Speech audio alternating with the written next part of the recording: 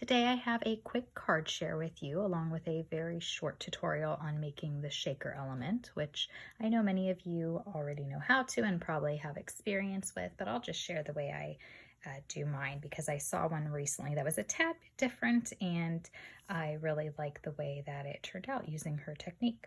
So I'll start by just reviewing some of the elements in this card. This is a very old paper collection from Webster's Pages. I think it is called In Love. And one of my favorite things about this collection is this particular paper right here. I just love the hearts. I love the patterns on it. It does have a lot of coordinating papers, of course. I love a good polka dot paper. And this one does have this really nice cream polka dot with the black on the back. And so I've incorporated a couple of those into this card. I also really wanted to use this lace that I got, well, this trim. I found a vintage lot that had these like German metallic trims in there, and so I was dying to use one, and I thought this paper line would go really well with it. So I started by using just a 5x7 card base. I cut out some different rectangles to layer in the background, and I wanted the heart paper to kind of be in the front. I wanted also to bring a bit more attention to the heart pattern by just cutting out some hearts and popping them up just using pot dots.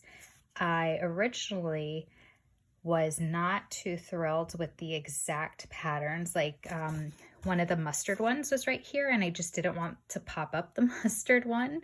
And then I realized, well, I don't have to pop up the mustard one. I can cut out any pattern that I want and pop them up as long as they're matching within the pattern of the hearts. It's not going to matter if I've popped up a different one than, is in the background. So like that mustard one is behind it, but I chose that pattern to pop up. And I have a pink one here. And then I just chose two other patterns to pop up. And I thought it just gave it something a little extra to have just a few of those hearts popped up for some extra dimension.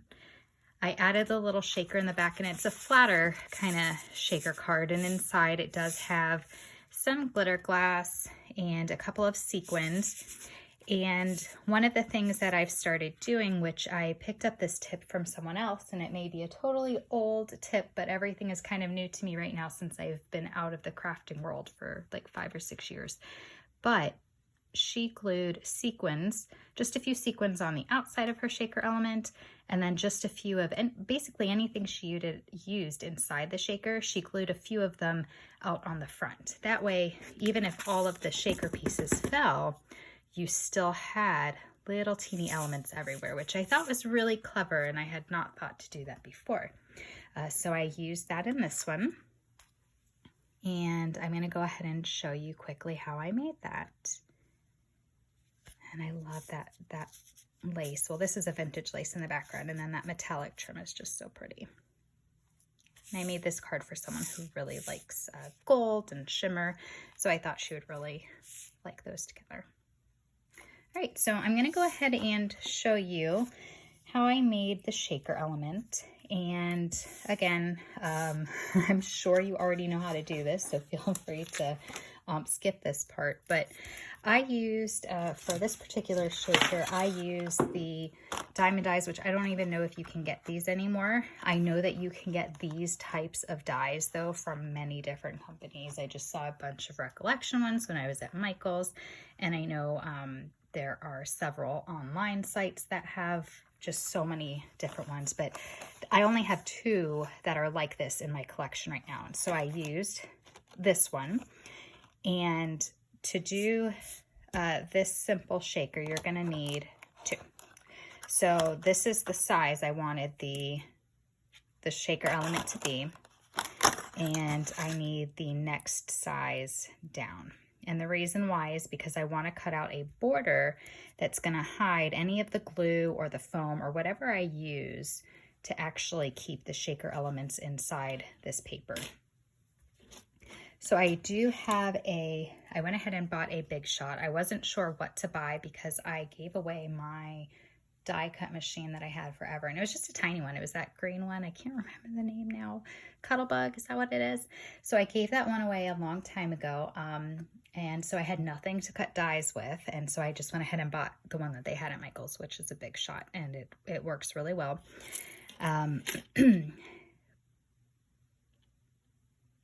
Sorry, I'm trying to position those there. So I used the Big Shot to cut out the border, and I just had this black border left over from when I did the ones for my card.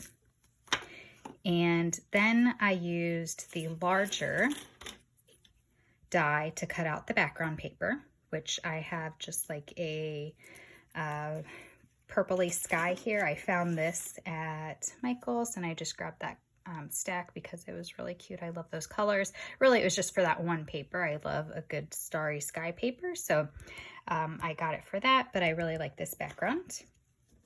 And then I cut out a sheet of acetate that is exactly the same size. So I used this die to cut out paper, acetate, and then I used the two dies together to cut out a border. Now I have seen people when they've cut out borders, they tape them together so that they don't shift. You can see mine is not perfect. I did not tape it down together, but that's fine because I'm going to be covering this when I make the card with enough stuff that it's not going to really matter. So before I did the video, I went ahead and I just glued the bottom on. I did use Fabri-Tac for this.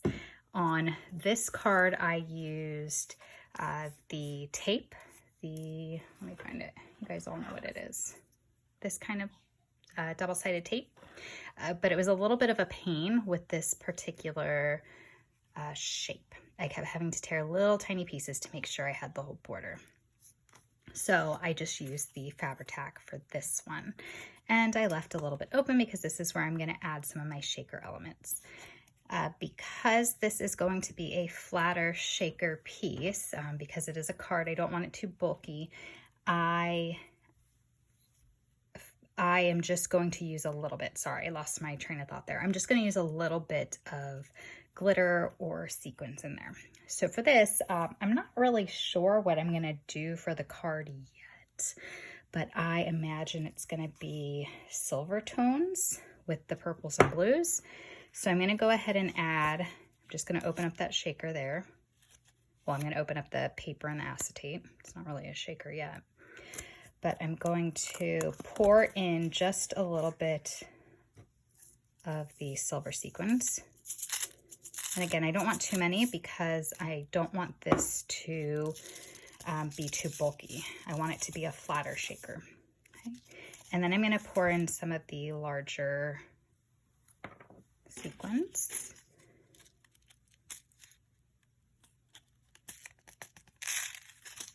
Okay. And then I need one other color of something that's a bit different. So let me see. There we go.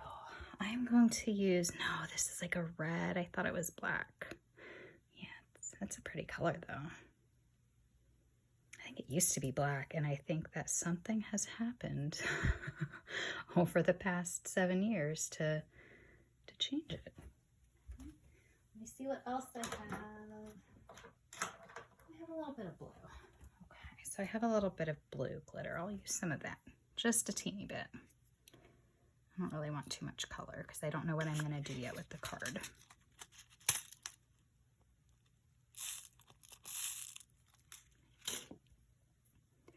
Now for this, I'm going to go ahead and pause the video in a moment, but what I'm going to do is I'm going to very carefully just line the edges with the glue.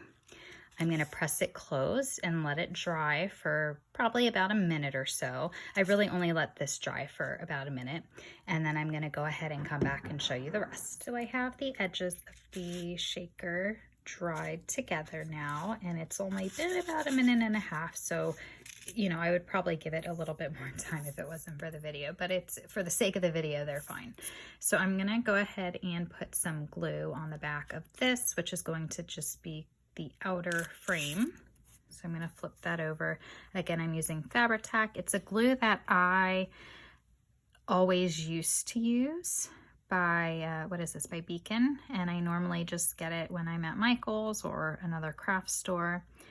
and it just sticks really well. I've never had any trouble with any projects coming undone using this. It dries quickly and it's pretty reliable. Sorry if you hear any creaking noises. I had my cabinet open and my cat has decided to explore, so you might hear some creaking. All right, so I'm just going to go ahead and place it on the outer edges. It's not going to line up perfectly because of the way that I have the acrylic on top. It's bubbling out in some areas, so it's making it not line up just perfect, but that's okay. So I know the top is the most important for me to line up. There's going to be a little bit of space here, but that's okay because that's probably where I'm going to put my sentiment. So that's fine if a little bit is kind of peeking out the bottom. Okay. Another reason I like the Fabri-Tac is there's, you know, several seconds where I can easily reposition this if I've put it down in the wrong place. I can also go through, and this is what I did on the other card that I did. I'm just going to use a really small pair of scissors to finely trim the edges here. Ideally, if you're in this may be a good reason why you want to use tape on your die cuts and do it precisely. I just do it pretty quickly. But if you use more precision than I do, you might have it match up exactly. I really, truly just don't mind. I'm not a perfectionist in that way. And I know that I'm using other elements that are going to cover up any exposed borders. So I'm not too worried about it. Okay. So that's the shaker piece. And then what I'm going to do is show you how I just add a couple of quick things to the top. Again, this is probably nothing new to you, but I'll just kind of show you what I did. And I'm going to use this here just to have a little bit of glue really quickly. I'm going to sit down so we're going to see how that works. I'm just going to put a little dab of glue to help when I use my pokey tool to pick things up. And put a little bit of glue. So I have this pokey tool that I used to use to make my tear bears back when I did that. I was very into making tear bears. I still have a few that are they haven't held up well over the years, but this is one of the like tear doggies that I made. And this was one of the tools that I had when I taught the classes to make the tear bears. It has a round edge and then a really sharp edge. So I have like 20 of these in random places throughout my craft stuff. So I try to use them for anything I can just because I have so many of them. So I'm going to use the ball tip just to get a little tiny bit of glue, and I'm going to dab it on here, and then I'm going to try to put on a tiny rhinestone. And I know it's hard to see, but these are just teeny tiny rhinestones I have in my stash.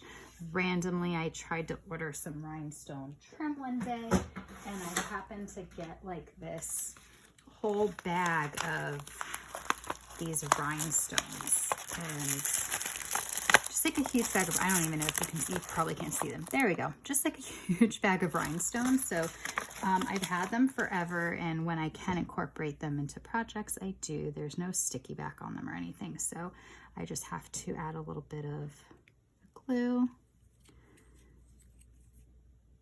And then I'm just going to pick one up and add it to where I put that glue.